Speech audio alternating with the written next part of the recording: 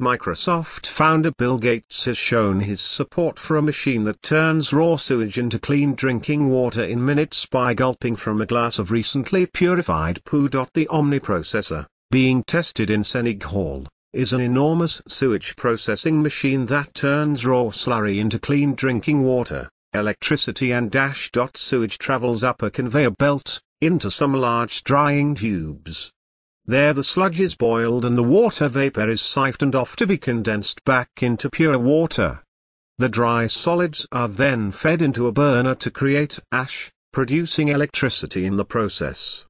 As the dry solids burn, they can be used to heat steam that powers a steam engine that in turn drives a generator to make the electricity.Former. Microsoft CEO Bill Gates visited the machine, built by Janicki Bioenergy, and got to try a glass of water that had been extracted from human waste processed 5 minutes earlier. I watched the piles of feces go up the conveyor belt and drop into a large bin. They made their way through the machine, getting boiled and treated. A few minutes later I took a long taste of the end result, a glass of delicious drinking water, said Gates in a blog post. He described it as tasting as good as any water I've had out of a bottle. Through the Gates Foundation, Bill and Melinda Gates channel huge amounts of money into solving some of the world's biggest problems, looking at diseases such as malaria and Ebola as well as sanitation challenges such as the lack of working toilets in the developing world. Diseases from poor sanitation kill 700,000 children every year.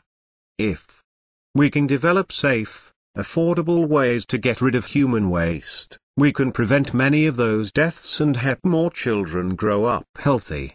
The Omniprocessor could hold the key to providing sanitation on a large scale in places where there aren't proper sewage systems.